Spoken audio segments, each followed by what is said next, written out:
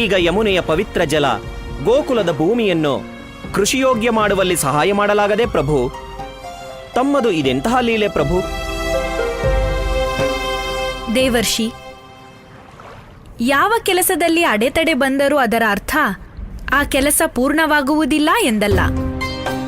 ಆದರೆ ಅಡೆತಡೆಗೆ ಪರಿಹಾರ ಕಂಡುಕೊಂಡ ನಂತರವೇ ಮನುಷ್ಯ ಸಂಪೂರ್ಣ ಗೆಲುವಿನ ಆನಂದವನ್ನು ಪಡೆಯಬಹುದು. ಒಳ್ಳೆಯ ಮನಸ್ಸಿನಿಂದ ಮಾಡಿದ ಕೆಲಸಕ್ಕೆ ತಕ್ಕ ಪ್ರತಿಫಲ ದೊರೆಯುತ್ತದೆ ದೇವರ್ಷಿ. ಜನರಿಗೆ ಇದನ್ನು ತಿಳಿಸುವುದೇ ಕೃಷ್ಣ ಅವತಾರದ ಪರಮ ಉದ್ದೇಶವಾಗಿದೆ. ದೇವಿ ಯಮುನೆಯಂತೂ ಕೃಷ್ಣನ ಒಂದು ಸನ್ನೆಗಾಗಿ ಕಾಯುತ್ತಿದ್ದಾಳೆ. ಸತ್ಯವಚನ ಮಾತೆ, ಸತ್ಯವಚನ.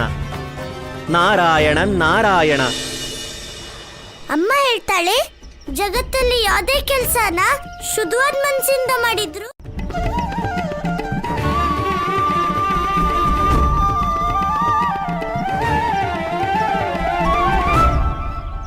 ರಾಧೆ ಪುಟ್ಟಿ, ನಾವ್ ಎಷ್ಟು ಪ್ರಯತ್ನ ಮಾಡಿದ್ರು ಈ ಬಂಡೆ ಮಾತ್ರ ಒಂಚೂರು ಕದಲೋದಿಲ್ಲ. ಈ ಬಂಡೆನ ಒಡೆಯಕ್ಕಾಗ್ತಿಲ್ಲ. ನಮ್ ಶಕ್ತಿ ಎಲ್ಲ ಸುಮ್ನೆ ವ್ಯರ್ಥ ಆಗ್ತಿದೆ. ಇದು ಒಡೆಯೋ ಹಂಗಿದ್ದಿದ್ರೆ ಯಾವಾಗ್ಲೂ ಒಡೆದೋಗ್ತಿತ್ತು. ನಾವೆಲ್ಲ ಸೇರ್ಕೊಂಡು ಎಷ್ಟೊತ್ತಿಂದ ಪ್ರಯತ್ನ ಪಡ್ತಾ ಇದೀವಿ. ಕೃಷ್ಣ, ಗೋಕುಲ ವಾಸಿಗಳಿಗೆಲ್ಲ ನಿರಾಸೆ ಹೆಚ್ಚಾಗ್ತಾ ಇದೆ. ನೀನು ಬೇಗ ಏನಾದ್ರೂ ಮಾಡ್ಬೇಕು. ಸರಿ ರಾಧೆ, ನಾನ್ ಬೇರೆ ಏನಾದ್ರೂ ಯೋಚನೆ ಮಾಡ್ತೀನಿ. ಕೃಷ್ಣ, ನಾನು ನಿನ್ ಜೊತೆ ಬರ್ತೀನಿ. ಬೇಡ ಅಣ್ಣ, ನೀನು ಮತ್ತೆ ರಾಧೆ ಇಲ್ಲೇ ಇದ್ದು ಗೋಕುಲ ಜನರಿಗೆ ಉತ್ಸಾಹ ತುಂಬೋ ಪ್ರಯತ್ನ ಮಾಡಿ.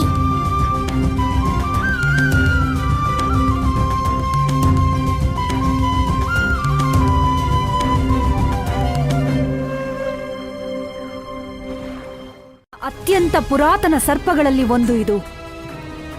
ಅದಕ್ಕೆ ಎಲ್ಲಾ ಸರ್ಪಗಳ ವಿಷಯ ತಿಳಿದಿದೆ. ಈಗ ಕಾಳಿಂಗನಾಗನ ವಿಷಯದಲ್ಲೂ ಇದೇ ನಮಗೆ ಸಹಾಯ ಮಾಡುತ್ತದೆ. ನಿನಗೆ ಹೇಗೆ ತಿಳಿಯಿತು? ನಾನು ಕೇಶಿನಿ, ರಾಕ್ಷಸಿಯು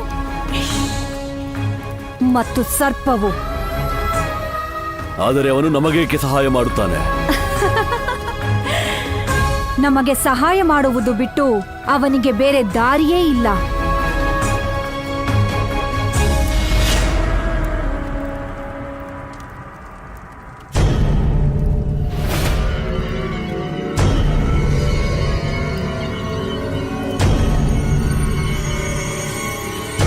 ಕುಳಿಕನಾಗ, ನಾನು ನಿನ್ನನ್ನು ಆವಾಹಿಸುತ್ತೇನೆ. ಪ್ರಕಟನಾಗು, ಪ್ರಕಟನಾಗು. ನಮಗೆ ಸಹಾಯ ಮಾಡಬೇಕು. ನಮಗೆ ಸಹಾಯ ಮಾಡು.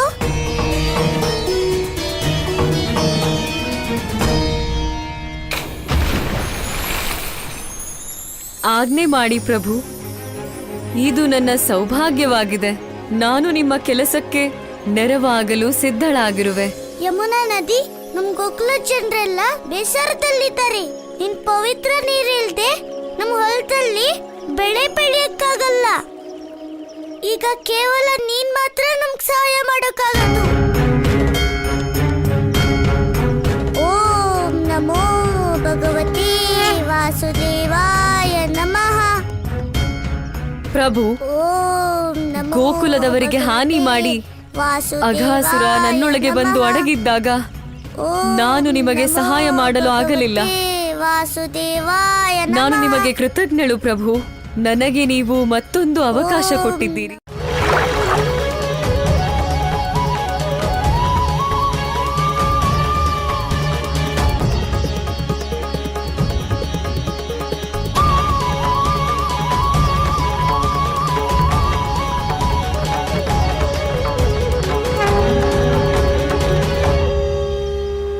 ನಿನಗೆ ಕೋಟಿ ಕೋಟಿ ನಮಸ್ಕಾರ ಪ್ರಭು.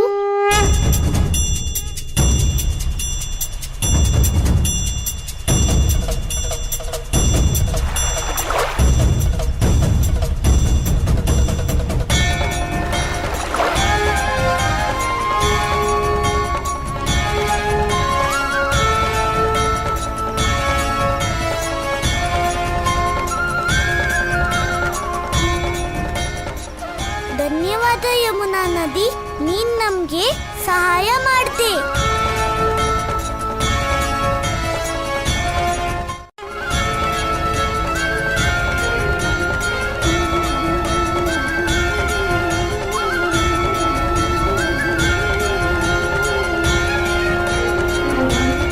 ಪ್ರಭು, ಈ ದೃಶ್ಯ ಅದ್ಭುತ. ನಿಮ್ಮ ಸಾನ್ನಿಧ್ಯವನ್ನು ಪಡೆಯಲು ದೇವಿ ಯಮುನೆ ಎಲ್ಲ ಬಂಧನಗಳನ್ನು ಕಳಚಿದ್ದಾಳೆ. ದೇವಿ ಯಮುನೆ ಅತ್ಯಂತ ಭಾಗ್ಯಶಾಲಿ ಪ್ರಭು. ಅವಳಿಗೆ ನಿಮ್ಮ ಕಾರ್ಯದಲ್ಲಿ ಭಾಗಿಯಾಗುವ ಅವಕಾಶ ದೊರೆತಿದೆ ಪ್ರಭು. ದೇವರ್ಷಿ, ನಿಮ್ಮ ಪ್ರಭುವಿನ ಭಕ್ತಿಯ ದಿವ್ಯ ಆಕರ್ಷಣೆ ಮತ್ತು ಪ್ರೇಮವೇ ಭಕ್ತರಿಗೆ ಸದಾ ಪ್ರೇರಣೆಯಾಗಿದೆ. ಅವರು ತಮ್ಮ ಪ್ರಭುವಿಗೆ ಅವರ ಸರ್ವಸ್ವವನ್ನೂ ಧಾರೆ ಎರೆಯುತ್ತಾರೆ. ತಾವು ಸತ್ಯ ನುಡಿದಿರಿ ಮಾತೆ. ಪ್ರಭುವಿನ ಕಡೆಗೆ ಭಕ್ತರು ಒಂದು ಹೆಜ್ಜೆ ಮುಂದೆ ಬಂದರೂ ಅವರಿಗೆ ಸಹಾಯಕರಾಗುತ್ತಾರೆ. ನಾವೇ ಧನ್ಯರು ನಾರಾಯಣ, ನಾವೇ ಧನ್ಯರು. ನಾರಾಯಣ ನಾರಾಯಣ. ನಾನು ಇದನ್ನು ಹೇಳಕ್ಕಾಗಲ್ಲ. ನನ್ನನ್ನು ಹೋಗಕ್ ಬಿಡು. ನನ್ನನ್ನು ಹೋಗೋದಕ್ಕೆ ಬಿಡಿ ಮಹಾರಾಜ ಇಲ್ಲಿಂದ. ನೀನು ಈ ವಿದ್ಯೆನ ದುರುಪಯೋಗ ಮಾಡ್ತಿದ್ಯಾ ಕೇಶಿನಿ. ನನ್ನನ್ನು ಬಿಟ್ಬಿಡು. ನಾನು ಕೇಶಿನಿ, ರಾಕ್ಷಸಿ ಮತ್ತು ಸರ್ಪದ ಸಮ್ಮಿಳಿತ ರೂಪ. ನೀನು ನಮಗೆ ಸಹಾಯ ಮಾಡಲೇಬೇಕು. ಸರಿ, ಇಡೀ ಜಗತ್ತಿನಲ್ಲೇ ಕಾಳಿಂಗ ನಾಗ ಎಲ್ಲರಿಗಿಂತ ಶಕ್ತಿಶಾಲಿ ನಾಗ. ಆದರೆ ಅವನ ಜೀವನಕ್ಕೆ ಸಂಕಷ್ಟ ಇದೆ.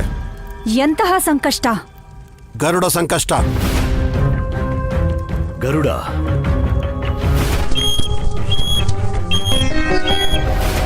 ಅಂದರೆ ಆ ಮೋಸಗಾರ ವಿಷ್ಣುವಿನ ವಾಹನ. ಮಹಾರಾಜ, ಇದೊಂದು ದೊಡ್ಡ ಕತೆ.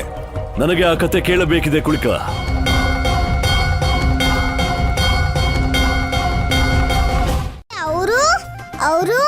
ಅವರು ಅಲ್ಲಿ ದೂರ ತನಕ ಎಲ್ರಿಗೂ ನೀರ್ ಬೇಕು. ಆಗಾಗ ಎಲ್ಲಾರ್ಗೂ ಹೋಗಿ ನೀರ್ ಕೊಡ್ತಾ ಇರು.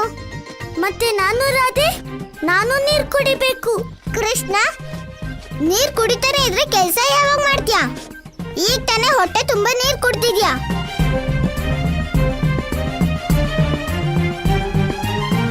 ಮತ್ತೆ ನೀರ್ ಬೇಕು ಅಂದ್ರೆ ನನ್ನ ಹತ್ರ ಕೇಳು. ಹೋಗು ಯಮುನಾ, ಎಲ್ಲರಿಗೂ ನೀರ್ ಕೊಡು.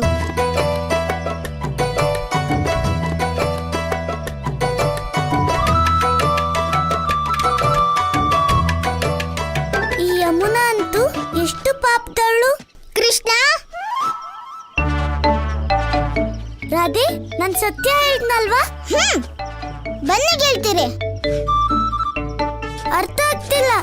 ಇದ್ದಕ್ಕಿದ್ದಾಗಿ ಹಠ ಮಾರಿ ರಾಧೆಗೇನಾಯ್ತು? ಇಬ್ಬರು ಪತ್ನಿಯರು ಎರಡು ಬೇರೆ ಪ್ರಭೇದಗಳಿಗೆ ಜನ್ಮ ಕೊಟ್ಟರು. ಕದ್ರು ನಾಗ ಜಾತಿಗೆ ಜನ್ಮ ನೀಡಿದಳು, ವಿನೀತಿ ಪಕ್ಷಿಗಳಿಗೆ. ಆರಂಭದಿಂದಲೇ ನಾಗ ಹಾಗೂ ಪಕ್ಷಿಗಳ ನಡುವೆ ಶತ್ರುತ್ವವಿತ್ತು. ಆದರೆ ನಾಗಗಳು ತಮ್ಮ ಪರಿಧಿಯನ್ನ ಮೀರಿ ಗರುಡನ ತಾಯಿಯನ್ನ ಬಂಧಿಸಿ ಸೇವಕಿಯಂತೆ ನಡೆಸ್ಕೊಂಡ್ರು. ಅಂದಿನಿಂದಲೇ ಗರುಡ ನಾಗನನ್ನ ಪರಮ ಶತ್ರು ಅಂತ ತಿಳಿದ. ಜಗತ್ತಿನ ಎಲ್ಲ ನಾಗಗಳನ್ನು ನಾಶ ಮಾಡಬೇಕು ಅಂತ ಪ್ರತಿಜ್ಞೆ ಮಾಡ್ದ. ಗರುಡ ಅನೇಕ ನಾಗಗಳನ್ನ ಹುಡುಕಿ ನಾಶ ಮಾಡ್ದ. ಆದರೆ ಕಾಳಿಂಗ ಒಬ್ಬ ಶಕ್ತಿಶಾಲಿ ನಾಗ. ಗರುಡ ಮತ್ತು ಕಾಳಿಂಗನ ನಡುವೆ ಭಯಂಕರ ಯುದ್ಧ ನಡೆಯಿತು. ಆದರೆ ಹೇಗೋ ಕಾಳಿಂಗ ತನ್ನ ಪ್ರಾಣನ ಉಳಿಸ್ಕೊಂಡ. ಅವಕಾಶ ನೋಡಿ ಅಲ್ಲಿಂದ ಓಡ್ ಹೋದ. ಅಂದಿನಿಂದ ಇಂದಿನವರೆಗೆ ಕಾಳಿಂಗ ನಾಗ ಗರುಡನಿಂದ ತಪ್ಪಿಸ್ಕೊಂಡು ಓಡಾಡ್ತಾ ಇದ್ದಾನೆ. ಕಾಳಿಂಗ ತನ್ನ ಗುಹೆಯಿಂದ ಹೊರಗಡೆ ಬರ್ತಿದ್ದ ಹಾಗೆ ಗರುಡ ಅವನನ್ನ ಕೊಂದು ಬಿಡ್ತಾನೆ. ಇದೇ ಕಾರಣದಿಂದ ಕಾಳಿಂಗ ಆ ಕಂದರದಲ್ಲಿ ಅಡಗಿ ಕುಳಿತಿದ್ದಾನೆ.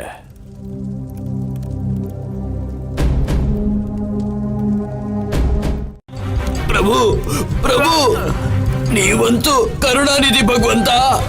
ನಮ್ಮನ್ನು ಕ್ಷಮಿಸ್ಬಿಡಿ ಭಗವಂತ. ನಾವು ನಿಮ್ಮ ಭಕ್ತರು ಭಗವಂತ, ಆ ವಿಷ್ಣು ಭಕ್ತರಲ್ಲ. ಭಗವಂತ, ಸವಾಲೆಸೆದಿದ್ದಾರೆ ಆ ಗೋಕುಲವಾಸಿಗಳು ನನಗೆ. ನಿಮ್ಮನ್ನು ವಿರೋಧಿಸುವವರಿಗೆ ಶಿಕ್ಷೆ ಸಿಗಲೇಬೇಕು.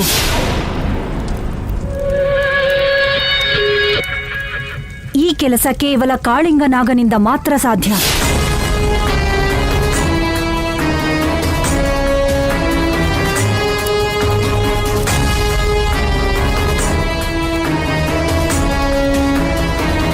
ಕಾಳಿಂಗನಾಗ ಗೋಕುಲ ತಲುಪುವವರೆಗೆ ನನ್ನ ಅಸುರರು, ವ್ರತಾಸುರ ಹಾಗೂ ಅಸ್ತಾಸುರ ಗೋಕುಲವನ್ನು ನೋಡಿಕೊಳ್ಳುತ್ತಾರೆ.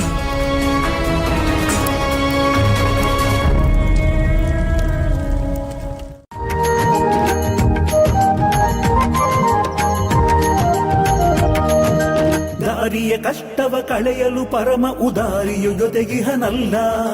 ತೋರಿ ಕಂಗಳಲೆ ಪ್ರೇಮ ಸಖನಾಗಿ ಪಾರುಗೈವನಿಹನಲ್ಲ.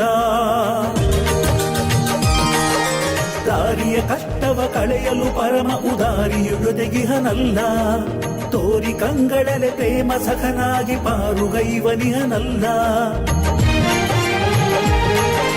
ಸಾಧಿಸಿ ತೋರುವ ಛಲವನ್ನು ತುಂಬುತ್ತ ಗೋಕುಲ ಬೆಳಗುವನು. ಸಾಧಿಸಿ ತೋರುವ ಛಲವನ್ನು ತುಂಬುತ್ತ ಗೋಕುಲ ಬೆಳಗುವನು.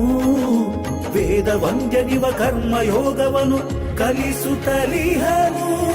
ಲೋಕದೊಡೆಯನು ಕಲಿಸುತ್ತಲಿಹನು.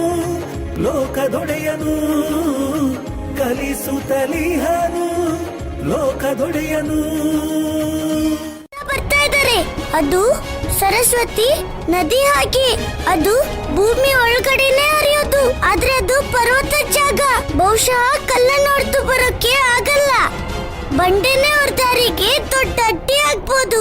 ಕೃಷ್ಣ ಸರಿಯಾಗಿ ಹೇಳ್ತಿದ್ದಾನೆ. ನಾವೆಲ್ಲ ಬೇಗ ಬೆಟ್ಟದ ಕಡೆ ಓಡ್ಬೇಕು.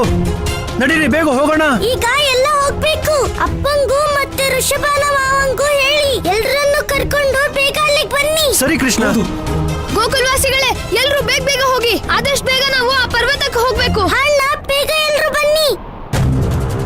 ನಂದಣ್ಣ, ನಾವೆಲ್ಲ ಬೆಟ್ಟದ ಕಡೆ ಹೋಗ್ಬೇಕು ಅಂತ ಕೃಷ್ಣ ಹೇಳ್ದ. ನಡೀರಿ, ಹೋಗೋಣ. ಓಡಿ.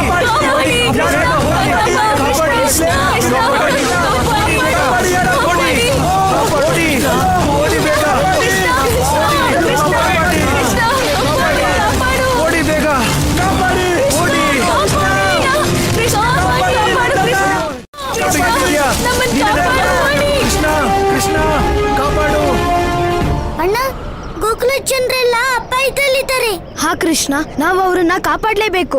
ಬೇಗ ಹೋಗ್ಬೇಕು ಅಣ್ಣ. ಕೃಷ್ಣ, ಬಾ ಬೇಗ.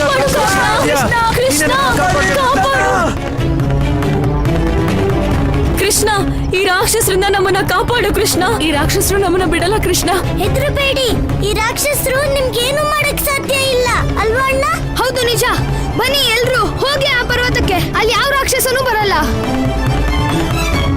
ಬೇಗ ಬನ್ನಿ ಅಲ್ಲ, ಬೇಗ.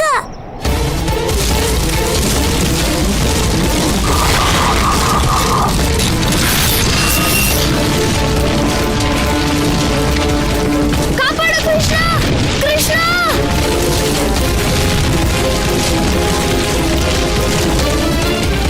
ಇಲ್ಲ ಅಣ್ಣ. ಕೆಲವರು ಭಗವಂತ ಕಂಸನಿಗೆ ಮಿತ್ರರಾಗಬಲ್ಲರು.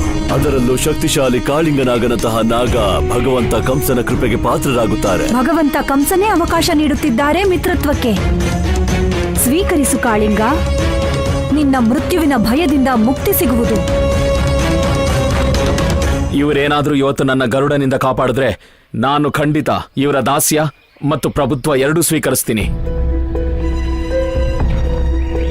ಇದು ಕಾಳಿಂಗನ ವಚನ.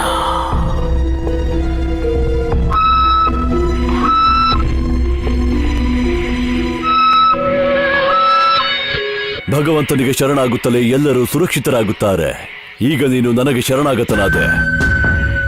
ಆ ಗರುಡನ ಚಿಂತೆ ನನಗೆ ಬಿಡು. ಭಗವಂತ ಕಂಸನಿರುವಾಗ ಇನ್ನು ಯಾರಿಂದಲೂ ನಿನಗೆ ಅಪಾಯವಿಲ್ಲ.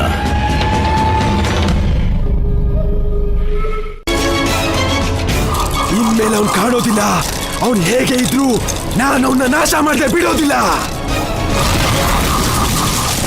ಬೇಗ ಬಾ